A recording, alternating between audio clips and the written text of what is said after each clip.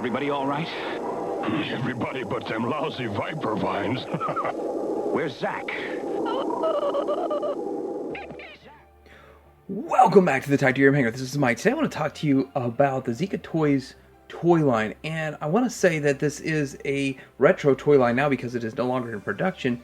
But I want to talk about the good, the bad, and everything about this toy line that I know. And I'm excited to have some of these. I would have liked to have had an entire collection, but that didn't go on, and I'm going to talk why. And so I'm going to discuss this. I think this was a great toy line, a great idea, but I'm going to talk about why it failed, even though I don't consider it a failure at all. Coming up.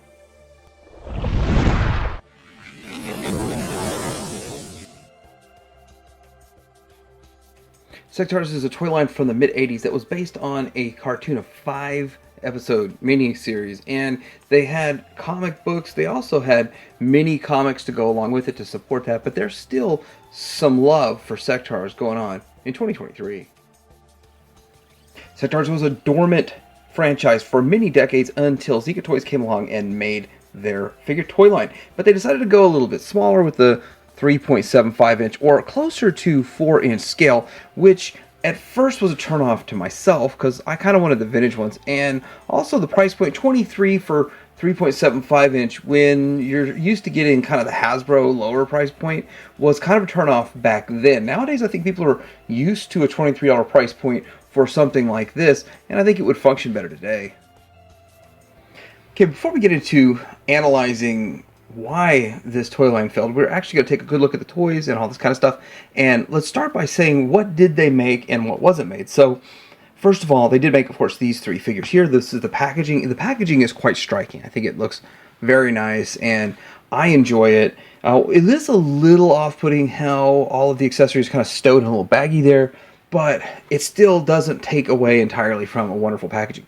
Now, what came in this Wave 1? This is Wave 1, and what we got with Wave 1 is Dargon, Spydrax, Mantor, the Royal Guard, the Skull Soldier, and Zach. So of this, I have 1, 2, 3, 4. I don't have a Dargon carded, so mine's Dargon.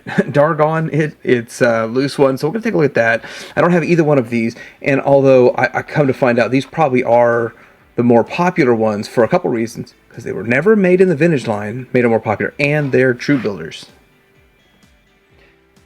So next up we have Wave 1.5, which is a recolored Spydrax, so it's like all black, sort of like a night fighting Spydrax or something along those lines. And then there was a Royal Guard, which looked pretty cool, and then there was a Skull Trooper, I guess. And so a lot of people wanted to collect those, and those did sell out relatively well, I believe.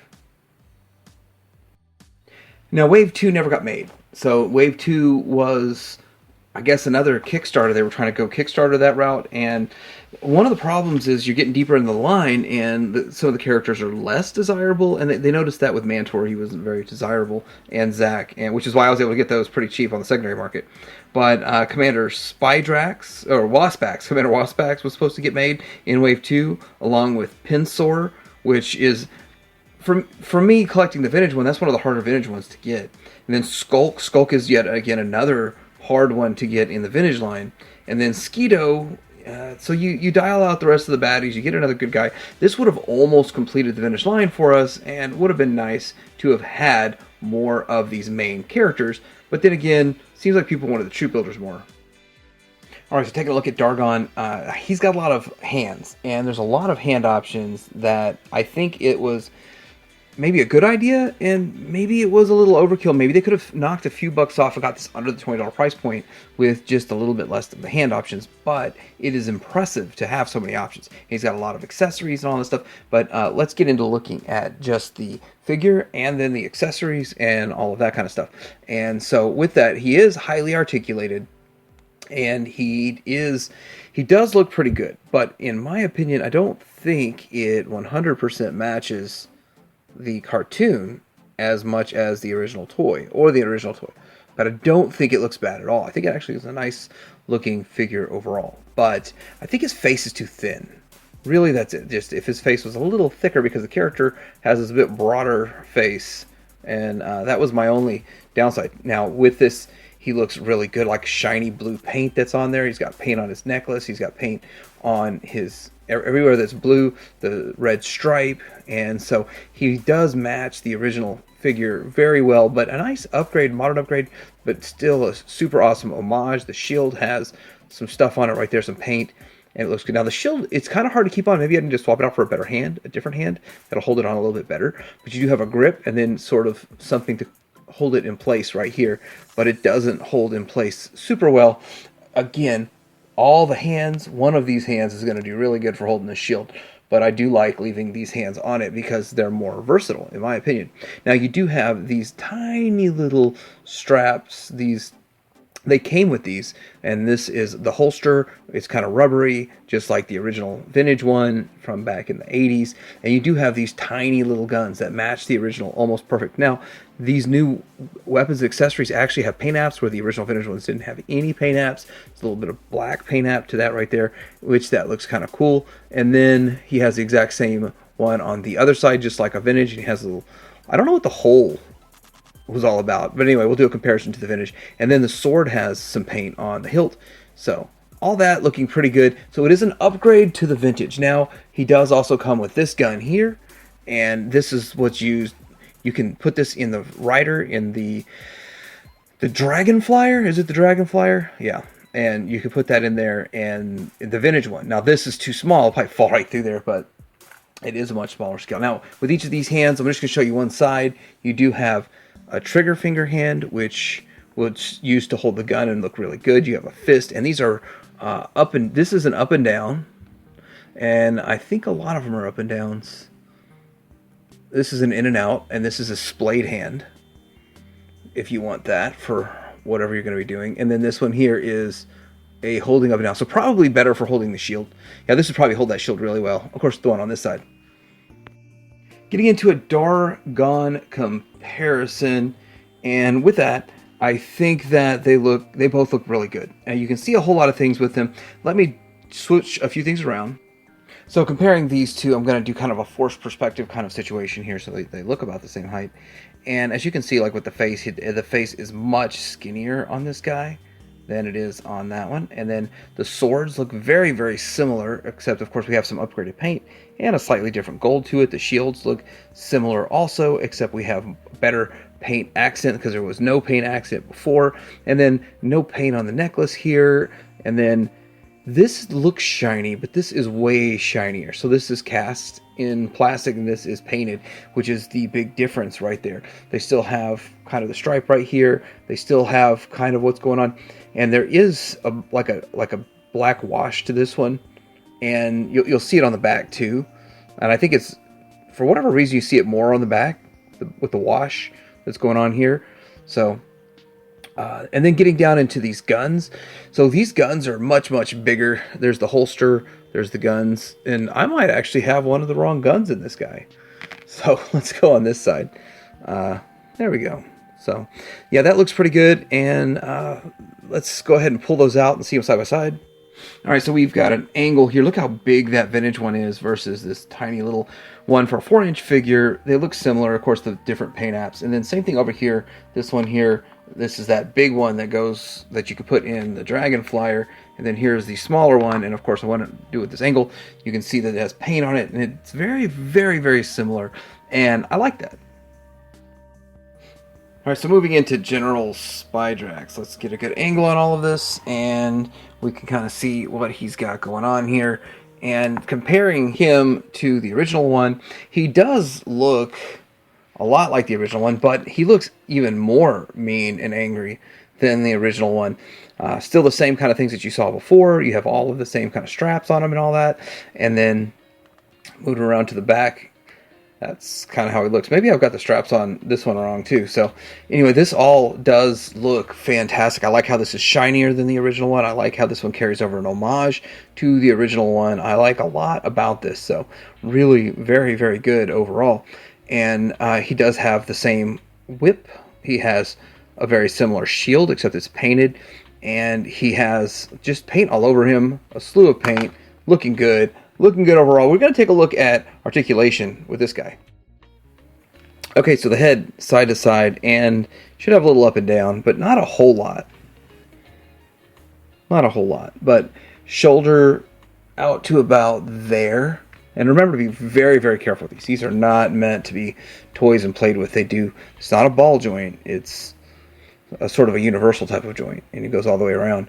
Then you have the elbow to past the 90, and then you've got the swivel in there. And then, of course, the hands that do... Now, I didn't show this, I guess, so much on Dargon, because got to show something on Spydrax, right? So his hands go in and out. Now, these are the kind of gripping in and out hands, which hold the shield much better, as you could see. And so he has it on both sides. Looking at his gun real quick, though, this is very, very similar. This is cast in like a dark charcoal, but it has black paint on it to show the accents, just like it had the black paint on the other weapons. Now, down below the legs, I don't know how far I'd want to go. I don't want to take them too far out because you will kind of wear it out, but right there, and then back to here. And there's no getting more of these, so unless you buy on the secondary market.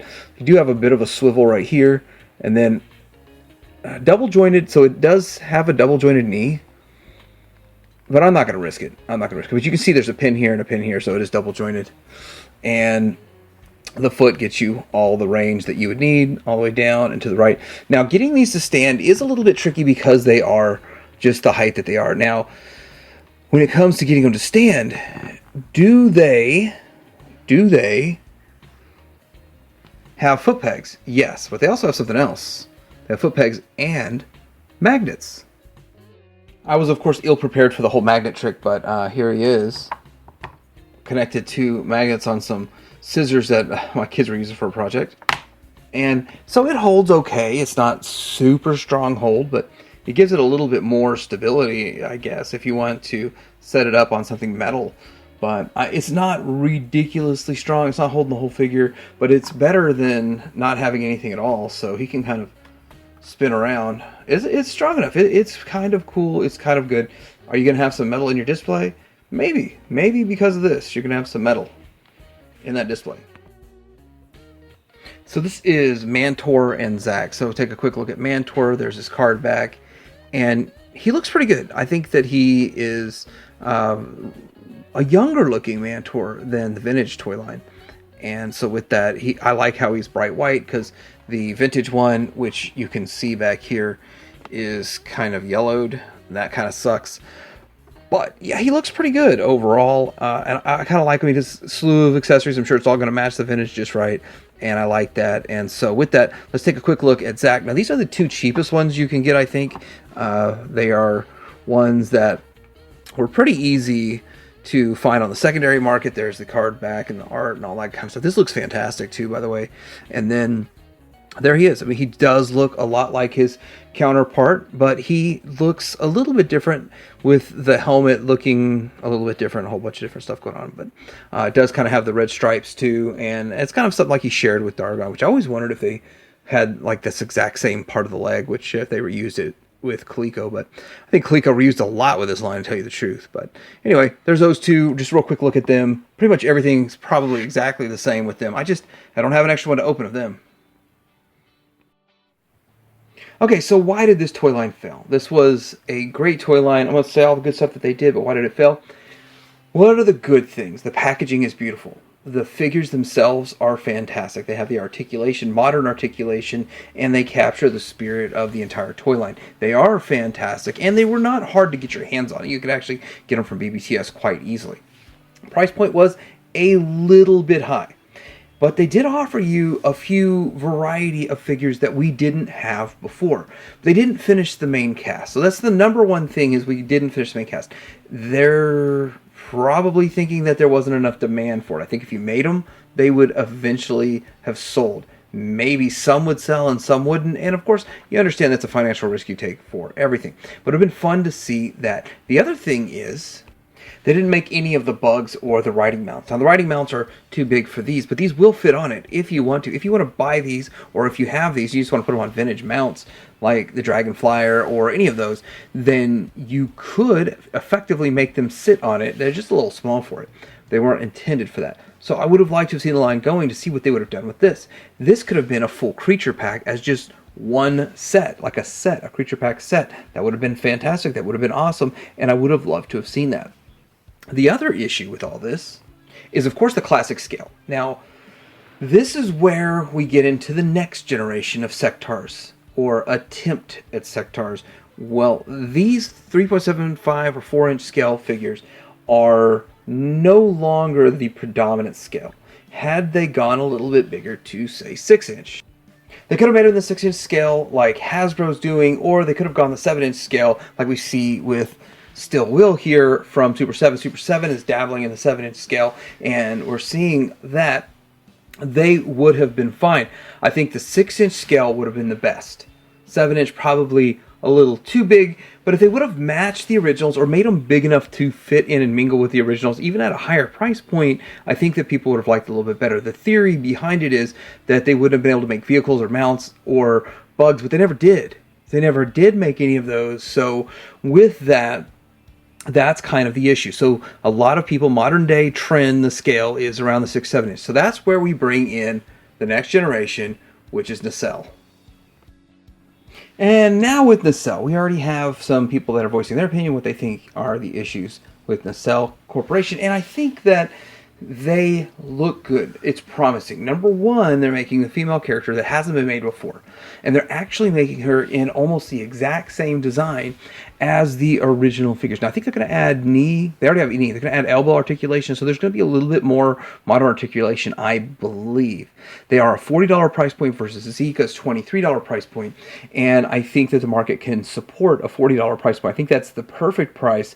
But there's two downsides already. Number one downside is they're not going to include an insect or a companion piece, which they should. They need to, because it's part of the toy line, part of what made the toy line the toy line. If they don't include the companion piece, they should include companion sets down the road. So it's not too little or too late just yet, but I've got those pre-ordered already. And so with that, I do look forward to what Nacelle has to do. They look good. The other thing is that with this female character, Stellara, that they've never put out before, that's kind of the most exciting thing to me, but they also have to have a Dargon, which I did not understand why everybody wanted the figures that we could easily get in the vintage line, but now I sort of do. So the Dargon and Spydrax are two of the most popular ones in the main Zica line, and so with that, I'm pretty sure Dargon is going to be pretty popular in this, although you can get a vintage one that looks exactly like it for pretty cheap and easy on eBay. So this is my look at the Zica Toys Sectaurs toy line. I think that they did a pretty good job. Some people call them Zica Toys too, but I like Zica. That sounds a lot cooler. But anyhow, this was a good toy line. I think they did a good job with it. The figures feel quality build. There's a lot of stuff that they put into it, a lot of accessories, a lot of options you have for displaying, but the lack of having any of the insect companion pieces is a downside. The lack of any of the bigger mounts is a negative to this toy line, and the fact that they didn't finish out all the main cast. I think that if we had the main cast, reissuing Dargon and Spydrax in the original colors probably would have been good for the mass market, but then the early adopters that bought into it would have felt shafted. So, I mean, it's a tough situation, I understand, with smaller toy companies. Hasbro wouldn't give a crud and they would just reissue it. I think that it would have been fun to see the Night Fighting Dargon and to see all of the unreleased second wave. So my hope and prayers are on Nacelle making it happen. I was not a player in this, so I feel like I'm at fault for not promoting it when I could have. But anyway, let me know what you guys think about Zica Toys and Sectaurs and Nacelle and all of that in the comments below. Happy Retro Wednesday. Talk to you later. Tadir Mayer out.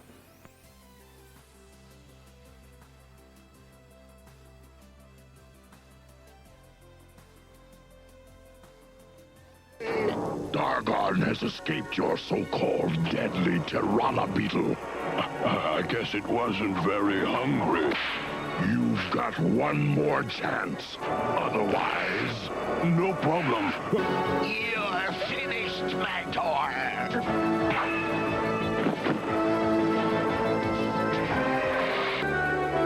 I have drained the Vipervine poisons from your friend. This lady is the medicine beetle.